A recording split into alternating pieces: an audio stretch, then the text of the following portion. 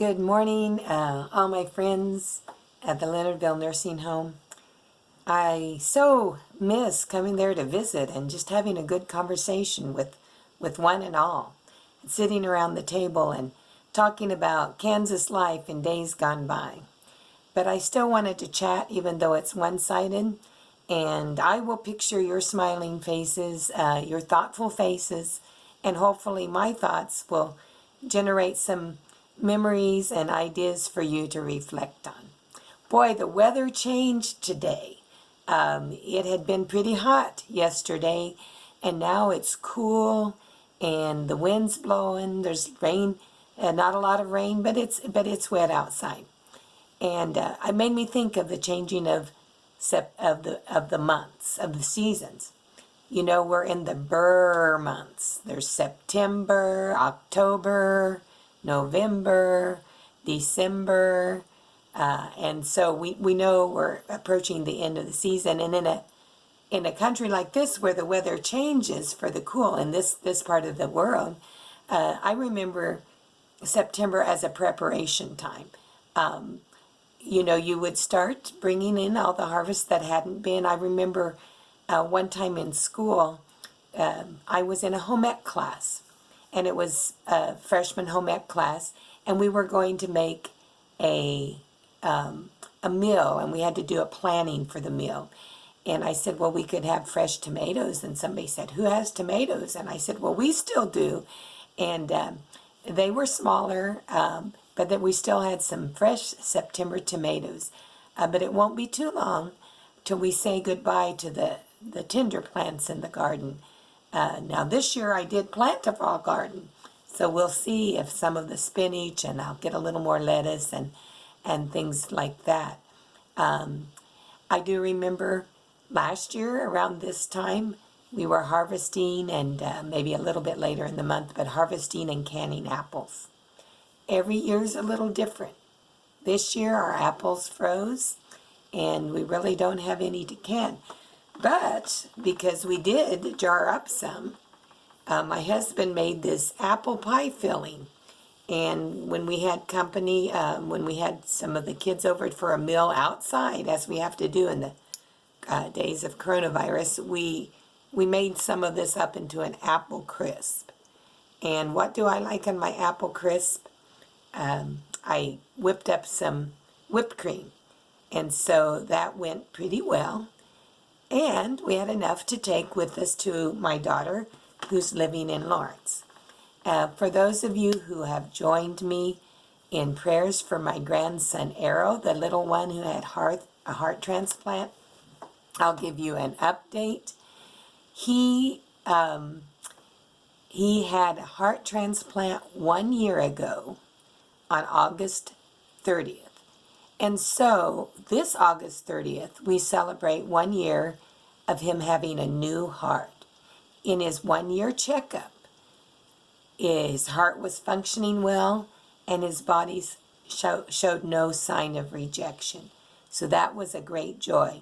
And as we kind of couldn't gather as a family, he has to be very careful, but we used video means, and we gathered for a chat and celebrated Arrow, but also remembered his donor family. My daughter is very adamant about remembering them, that they gave such a gift of life, and that has so blessed her.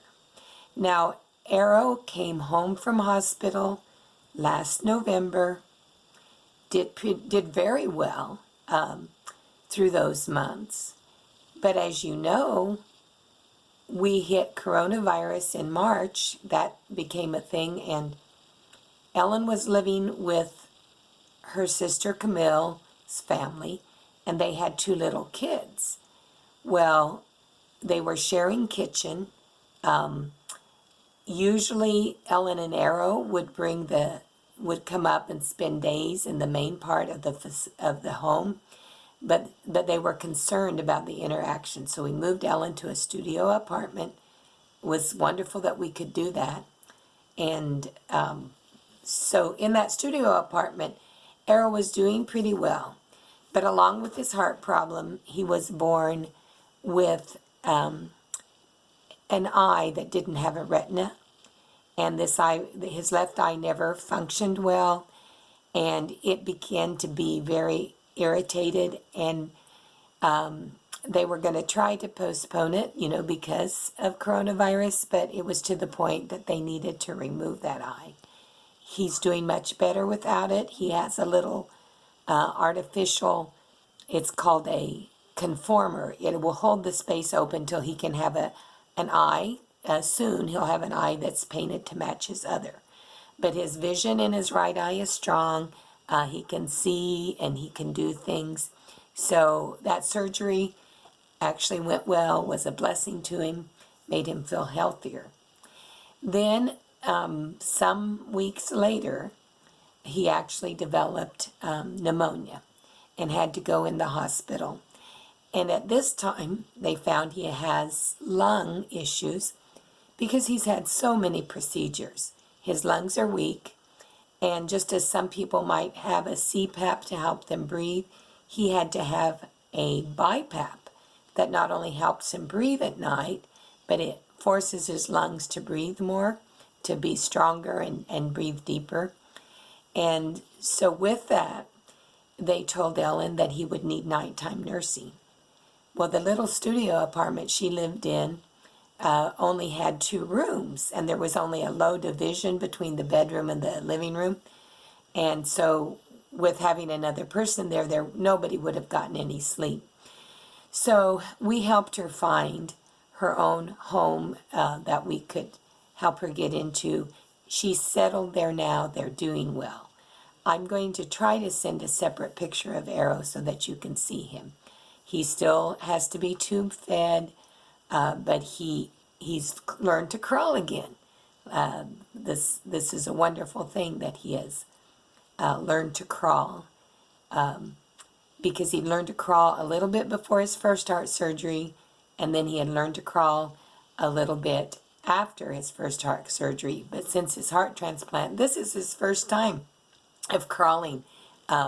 He's getting to put more weight on his feet, and he's making progress, and for that we're very grateful. But that's an update on one part of our life, is helping out Ellen and Arrow. This year also, because when the virus hit and we weren't able to go to any activities really for the grandkids, and out very little socially, and church closed down for a while, we planted a garden. So this year, instead of canning apples, we've been canning green beans. And I know a lot of you have picked many green beans and snapped many green beans and put them in the jars and got them ready so that all winter long. And I think we've canned 48 quarts and some pints, and then we've frozen a little bit, and then we've cooked up quite a bit. Found out that one of my grandsons loves it when I cook green beans with butter and garlic. And anytime I'm having that, if I sometimes have Trey over to work for me and I've got some green beans cooked, he'll eat the whole container. So we're having that joy from our garden.